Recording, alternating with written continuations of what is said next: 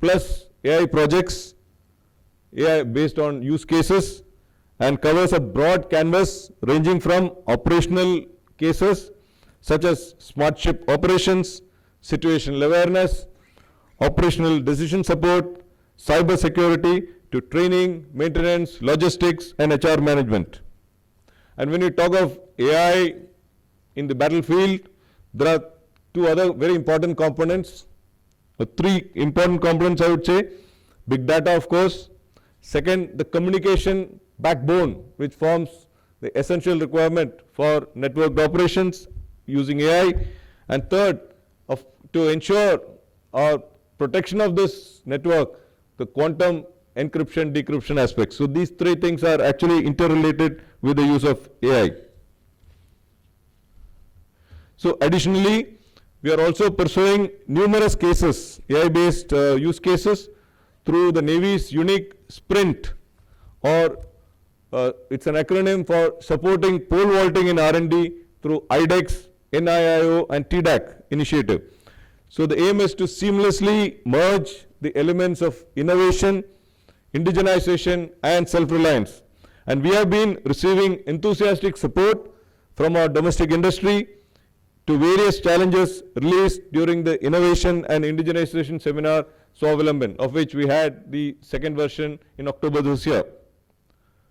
We have had currently 14 cases on AI being progressed by the industry. The contracts have been signed and the work is in progress. There is a saying by George Bernard Shaw, who says that the reasonable man adapts himself to the world, while the unreasonable one persists in adapting the world to himself. Therefore, all change, all progress depends upon this unreasonable man. And we need more and more unreasonable people like them who will continue to persist in trying to change the world to themselves. And that's how progress will happen. So we need to try and find more and more people like that, or perhaps maybe more and more robots who will try to, make a difference or change.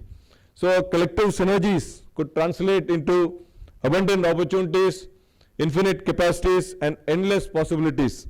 Therefore, we need to have a comprehensive approach with coordinated involvement of all agencies, and it is events like these that go a long way in creating that critical cohesion amongst all stakeholders. I am confident that this seminar would provide the opportunity for all participants to discuss wide-ranging views on the subject and will hopefully provide valuable takeaways for everyone's benefit. So I wish everyone fruitful and gainful deliberations during this seminar. Thank you for your patience. Jai Bharat. Sir, it's been an honor and privilege to have you here with us. Thank you for sharing your vision. Thank you, Sri Sharma, for doing us the honors. Ladies and gentlemen, seated with us on the dais this morning is Air Vice Marshal Sanjay Bhatnagar, VM, VSM. May I request Air Vice Marshal Bhatnagar to please join in the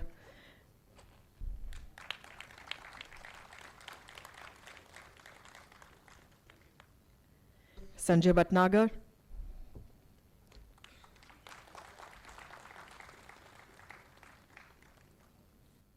Thank you, sir, for doing us the honors. Ladies and gentlemen, a very good morning to you all. I'm indeed privileged to be extending a vote of thanks on behalf of the AICRA and St. Joe's. Most grateful to the CNS and Secretary DRDO for sparing the valuable time, and despite various commitments to share the thoughts on an issue of such great significance to all of us. A word about St. Joe's. St. Joe's was raised as an MOD initiative consequent to the Group of Ministers report as a follow-up to the Kargil Review Committee. St. Joe's came into being in 2007 as a think tank for promoting jointness, integration, and transformation in the Indian Armed Forces. One of the main charters of St. Joe's is to facilitate free dialogue and discussions on all issues which have a bearing on joint warfare and on formulation of independent policy options. It is with respect to the transformation and the involvement and the employment of these transformative technologies that the St. Joe's has been holding some forums and discussions on various new disruptive technologies at various junctures. Artificial intelligence is recognized to be one such major transformation that is impacting us all. Sir, we look forward to the focused deliberations on policy frameworks and application of these emerging technologies to make the armed forces more potent. And we look forward to taking these proposals further up the organization and seeking few decisions that may be required, sir. I also thank all the participants from the DRDO and participants for participating in each of these sessions to share their R&D perspective. A special thank goes to captains and participants of industry and academia for making all the efforts to join us to understand the needs of the armed forces. We have witnessed in the past that these kinds of forums and platforms have actually enabled armed forces in a big way in enhancing synergies and synergizing industry's efforts with the armed forces, thereby fostering a military-industry partnership in the field of defense manufacturing, and also especially in the space sector that's been happening for last about 4 years or so, that helps in the industry meeting the aspirations and requirements of the armed forces. I also thank Headquarter IDS for providing all the support for not just the event, but each and every endeavor of the Senjos for last so many years. Finally, I wish to thank Mr. Rajkumar Sharma and Team AICRA for conducting this tri-service event, which I'm sure will facilitate a greater synergy and cross-pollination of ideas amongst all the stakeholders. As ladies and gentlemen, you'll all will agree, for organizing an event like this, Sanjo's team has been behind the scene for last few weeks, and I'll take also this opportunity to thank our Sanjo's team for having put up a good job, trying to do a good job and getting us all together in the forum. Now, on behalf of all present here, we once again thank Chief of the Naval Staff and Secretary DDR&D and Chairman DRDO for their presence, support, and visionary guidance.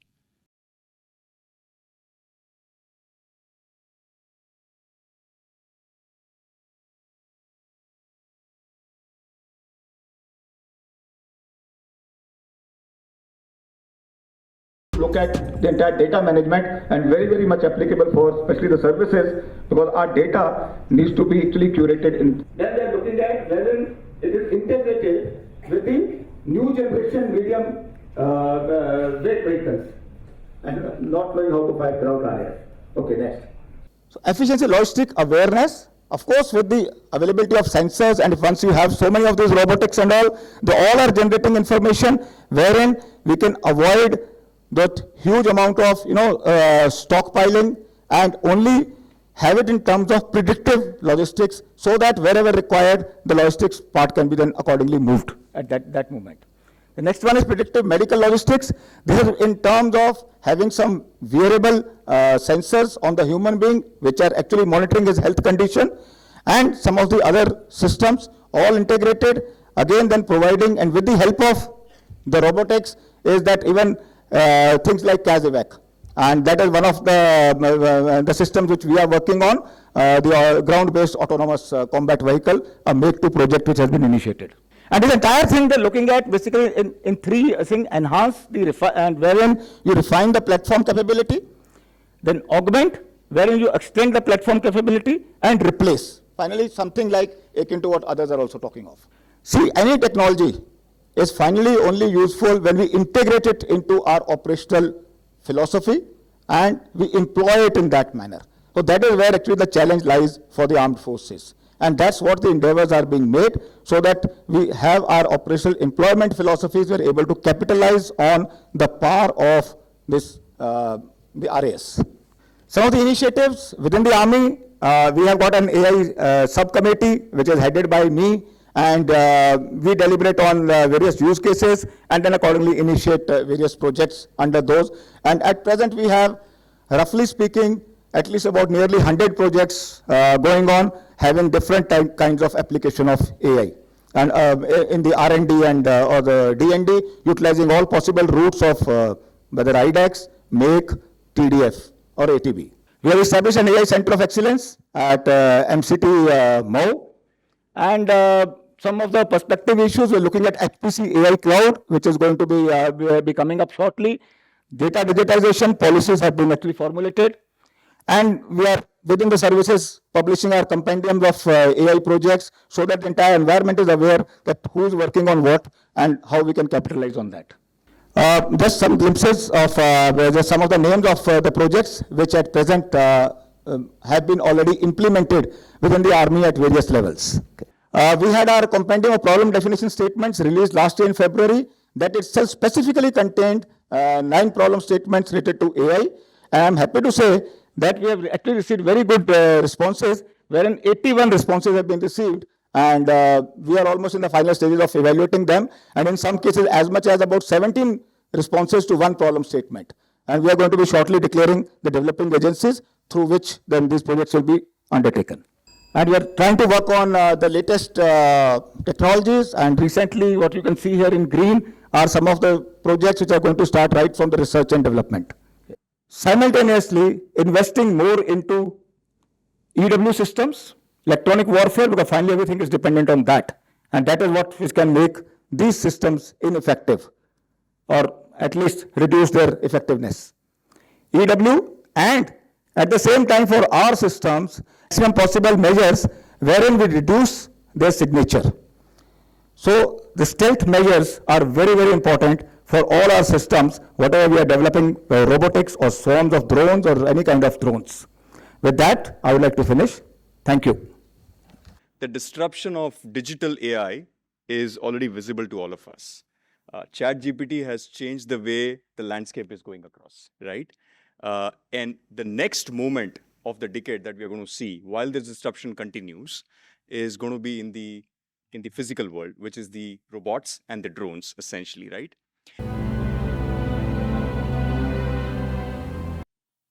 Movement into animation, and direction into action. I am a healer, exploring the building blocks that make us unique, modeling new threats before they happen.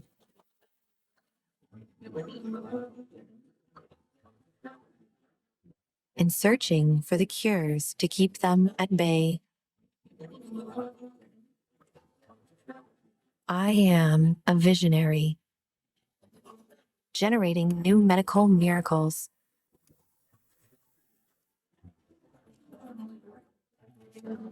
And giving us a new perspective on our sun to keep us safe here on Earth. I am a navigator, discovering a unique moment in a sea of content. We are announcing the next generation. And the perfect setting for any story.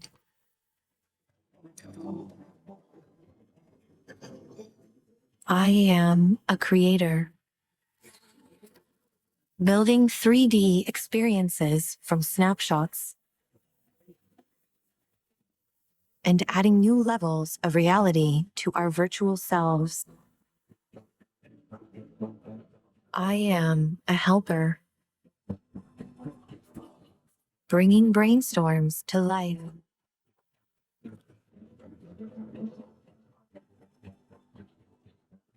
View the brain from different angles. Sharing the wisdom of a million programmers. And turning ideas into virtual worlds. Build northern forest. I even helped write the script. Breathe life into the words and compose the melody.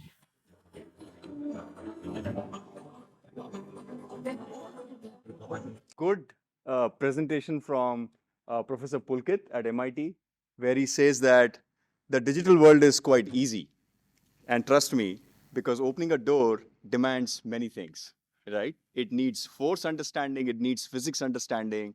You need to have a robot who has to be built across and then open the door and move forward as well, right? Versus the virtual world is all I have to understand is the digits, essentially, right? And I'm good to go. The moment I have data, I can train the model and I'm good to go. So generally, what you see in the AI world is step number 1 and 4, right? Which is train the model as long as you have the data and you deploy the model, right? In the world of robotics and drones, you have 2 additional steps, and they are simulate it and then, build it across and then deploy it, which then brings 1000x complexity in the overall scenario that we are talking about it. And with that, if I have to go to my last slide, which explains the complexity level that we are talking about it, and then the innovation which I was taking about it, right? If you can go to the next slide. And all the green pieces that you see is what is there from NVIDIA. 90% of them are open sourced. This is the level of complexity we are talking about it. When we generally talk about AI, we talk about data, train the model, weights and biases, and then deploying it in an efficient manner. The moment we add the complexity of simulation and building, here is what the layer gets increased, and look at the number of components we're talking about it. And trust me, each of these components has hundreds and thousands of libraries that we're talking about it. The way conventional route optimization that used to take place in the Uber and Ola world versus the way it is taking today, and the same algorithm being used by robots and drones are totally different in last just 1 year, right? Today, when Domino delivers a pizza in US, it has 1 lakh way how it can deliver the pizza to you with different routes. And it selects the best route within 7 seconds and then tells the delivery boy via which route to go and for what reason, right? Explainable AI, we talked about it. It's an area by itself, and the topic is not covered here, right? So on the last slide, and knowing that we are completely running out of the time, I just want to convey the message that the depth of each of this topic is pretty heavy, and I have not covered the physical components yet, the materials and other things that we're talking about it, right? I've only talked about what a computer can do in a simplistic term. Okay, with that, I want to pause. We'll take more questions. Thank you. Well, good afternoon, and thank you very much for giving me this opportunity to express myself. I've been associated with DRDO MES in different capacities, and it was a good learning. And before coming here, I was not aware that the type of AI and the robotics, the advancement which the Indian military and army and air force into, and how it can be used for benefits of the civilians. I'm a civil engineer, and I'm sure you must have realized the gravity of the human ignorance which has shaken up the entire country, particularly during the Diwali time when our Jawans and the miners, they were trapped inside the tunnel. So from this point onwards, as a civil engineer, a lot of ideas come to my mind where the robotics and AI should be utilized. Particularly in the NCR region, the entire NCR is facing this tremendous problem of the hazardous fumes which are coming out of the landfills and the climate change which we are talking about in today's world. This is where I think that AI and all this sort of acquired knowledge can really help us. Mining industry is something which is what would be extremely getting benefited from this. I also work in the field of offshore engineering, and offshore happens to be an area where a lot of artificial intelligence is required, robotics is required, particularly when people are talking about the green energy, sustainable energy. And this is where you will see that it's going to be a revolution in the days to come. Strategic infrastructure development, particularly when I was talking to your colleagues from DRDO during their promotions as an expert, and then I realized the country is really doing so many things. The question comes that where all this is being documented and what type of knowledge we are acquiring, because these infrastructures are of mega scale, both in terms of money, in terms of cost, in terms of volumes. So underground storage of ammunition, atomic waste, their isolation are very, very big areas, where AI should be helping us, and of course the robotics should be helping us. Agriculture, water resources is also another area which falls in the domain of civil engineering and agricultural sciences, where I'm seeing that AI is going to help us a lot. In fact, why only Earth? Now, see, the time has come when we are talking about the extraterrestrial. In fact, days are not far away when we'll be moving ahead towards the civilization on extraterrestrial. All right. The moon is, of course, one of these things. Underground space utilization against biowar, and the type of intelligence which is required is another thing. I have been working with the Indian Army in the fields of extreme climatic conditions, particularly Kargil, where we were doing avalanche protection system. And it's very difficult, many times to understand how to protect the avalanche, which is really going to be hazardous to the movement of the troops and the basic infrastructure development. You must be hearing about the sinking of the entire Uttarakhand and Joshimath area. This is where again I was trying to collaborate with the DRDO. And of course, very unfortunately, recently what happened in Sikkim, due to the flash floods, and a lot of infrastructure was lost. So this is what my impressions are as a student of civil engineering. And civil engineering is required to create the world where all of us can live safely, comfortably. And my request to all these AI experts and the gurus is that AI should not become a pleasure tool for people sitting in their drawing rooms and enjoying it. People like us who come from the civil, mining, and all these industries which I have talked about, this is where the main application of AI would be. And I think that would be the most revolutionary thing. Thank you very much. So it's a privilege to be here today. I thank AICRA and this forum to give me an opportunity and share dais with these dignitaries. Now, I come from L&T Defense, and we have a lot of focus on artificial intelligence and related applications as far as their applications in defense domain is concerned. So I would like to talk here about the kind of applications we see going forward in the domain of AI, especially in robotics and autonomous systems, use of AI, and kind of possible challenges that we anticipate as an industry. So, Mr. Jigar Halani here mentioned that, till now we were in the software domain, and going ahead, we are going to see a lot of movement or fast growth in the physical world. So that's what is the thought process at L&T Defense also. And how we look about it is in terms of maturity levels. So as far as maturity level in various fields of AI is concerned, we see that wherever there is availability of data, either publicly available or available proprietary data which is shared with industry, the development has been tremendous and very fast moving.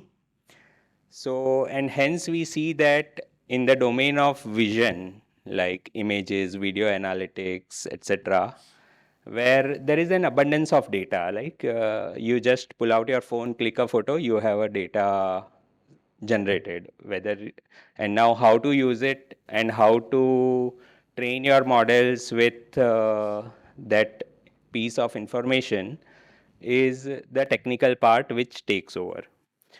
So vision domain has already matured, and all the physical systems which has cameras and they keep on capturing videos or pictures are anyway going to get intelligent. We saw a video shared by group captain where a drone looks at the ground and determines the objects and takes decisions on its own. So this is one area which is already matured. The next area we anticipate is going to be that of large language models or generative AI. Now, in this area again, the availability of data is there. is at least that's what we feel.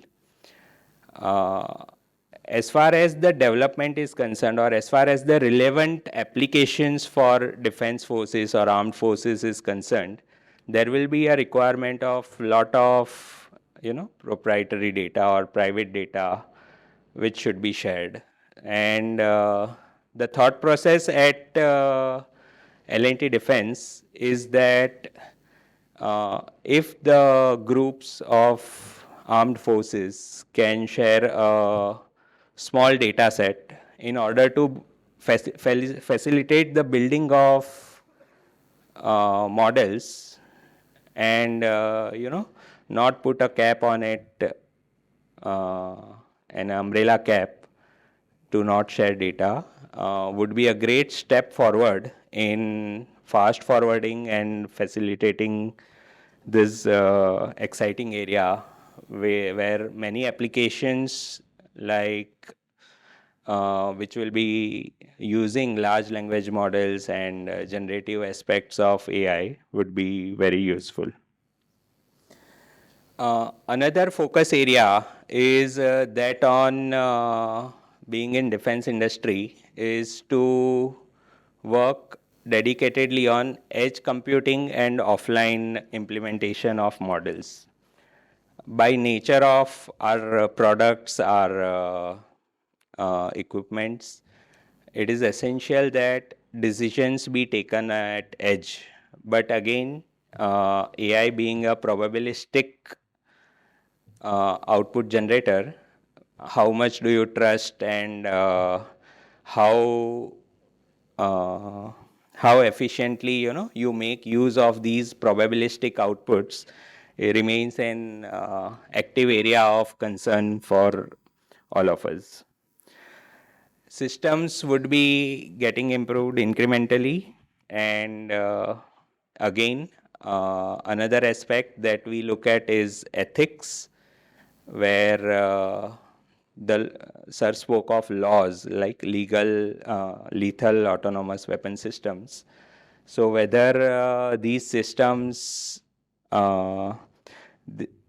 which will be acting autonomously against humans, are they ethical or not, is also an area of focus. So overall, these are the areas of focus that we see forward going ahead. Will be our active areas of research and implementation.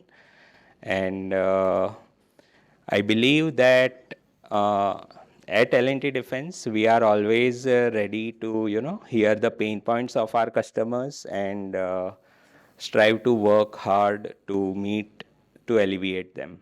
Thank you so much.